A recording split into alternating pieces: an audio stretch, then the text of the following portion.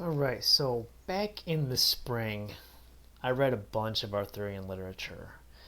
And this is the Morte D'Arthur. This is Sir Thomas Malory. Excuse me. This is the 15th century. This is probably the most well known. This is the one that I think is the most complete. So I want to just explain a little bit about Arthurian literature. The King Arthur story goes back to the 5th century Britain. However, it's been adapted multiple times, so it gets told over and over and over again. You have a lot of Celtic or Irish influence on the early versions of the story, and then of course the French got a hold of it, and then you have the first major release by Chrétien de Troyes, and then of course Robert de Boron does his version. That's like a complete Arthurian cycle. And then of course later editions you have like Wolfram von Eschenbach with the Germanic telling of the Arthurian legends. But this is the English, okay? This is a 15th century, and it incorporates a lot of the Arthurian tales, and then there's even stuff put in here that wasn't originally part of the Arthur cycle that gets included. For instance, the story of Sir Tristram of Lyonesse. Now this was a story about a love triangle between King Mark and then Sir Tristram and then Isolde, and so this kind of served as the impetus for the love triangle between King Arthur, Guinevere, and Lancelot.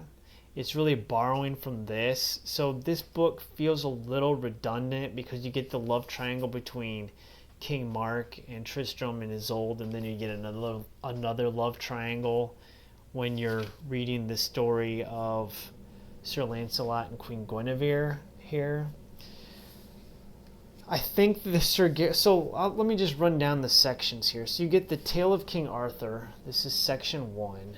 Then you get the Tale of King Arthur and the Emperor Lucius, where Arthur invades or declares war basically on Byzantium, the Byzantine Empire.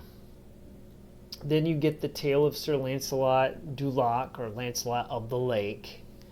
Then you get the Book of Tristram, Sir Tristram of Lyonesse. That's the story of Tristram, and he ends up becoming a knight of the Round Table. This was not originally an Arthur story, but Malory includes it here and then turns him into a knight of the Round Table.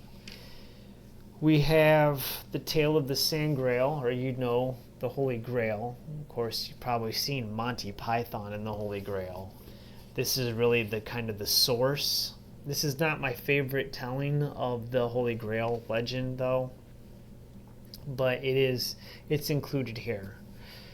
We have the Book of Sir Lancelot and Guinevere, and then, of course, La Morte D'Arthur closes it out, or the Death of King Arthur. So those are the sections. Page count in this is quite a hefty book. It's 532 pages. But the nice thing is in this Signet Classics edition is that you get an appendix that gives you a rundown of the principal characters, and you get several.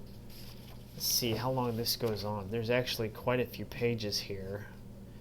There's a bibliography as well.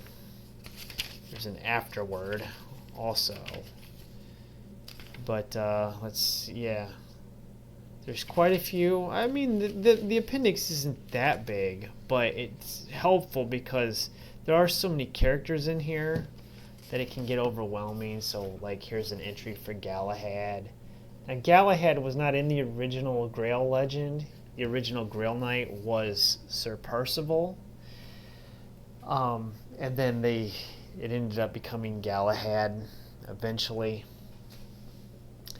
But, yeah, I don't know what to say. This book's a little weird, so just be in mind that if you're going to read this, and I do like this translation, like I said, it's a little updated. It's not like old English. It's kind of modernized. But if you're going to read this, it's bizarre because it doesn't read like the narrative structure of like a book that you would read now. It's like I got an example. There is a modern example. If you've ever read Tolkien's The Lord of the Rings, okay, the first book, The Fellowship of the Ring, is kind of like that. You'll have a knight or somebody go on a quest, and then my biggest gripe with that book is the Tom Bombadil character. The driving action just comes to a grinding halt because they meet this character named Tom Bombadil, and it plays no purpose in the story. You could eliminate that completely, and it wouldn't affect the overall tale. There's a whole lot of that in here, right? So it'll be like so-and-so goes on a quest, and then they run into a person that needs help, and all of a sudden a Black Knight attacks. And then all of a sudden they find, I don't know, a sword, but it's in a rock, but the rock is in the water and it's floating, and then they walk up and it's got a script on it, and only one person can pull it. It's the person that's on, you know what I mean? It's just weird. The way that it reads, it's almost like a stream of consciousness. It's like a 5-year-old kid telling you a story. Like, it's just, and then this happened, and then this happened, and then this happened, and then this happened. So it's kind of like a fever dream. The other thing is there's a lot of joust in here. So people be on a quest, and then all of a sudden they'll end up at a tournament, and then like it'll be like pages and pages of people challenging each other to single combat. It'd be like this knight fought this knight, and then this knight fought this knight, and then this knight jousted with this knight, and then this knight jousted with this knight. And you're just like, oh my goodness. It's kind of tedious at times, so it can be a little bit of a chore to get through. However, this kind of is the foundational or the most well-known Arthurian text. I think this is the one that almost everybody considers to be like the definitive version, although there really is not a definitive version, because everybody that tells this story tells it a little bit different. And depending on if you're reading the German or the English or the French, it varies a lot. Especially like certain characters, you notice like Gawain or Gawain, depending on who's writing him, he changes quite a bit. So yeah, this is a good book. I enjoyed reading this. I like Arthurian literature. I like this story of King Arthur, the Knights of the Round Table. So if you've never read this one, check it out. Like I said, you can listen to it as a LibriVox recording. It's in the public domain, so finding an audio version of this for free is really quite simple. So give it a shot. Anyways, that's it. God bless. Thanks for watching. Have a wonderful day.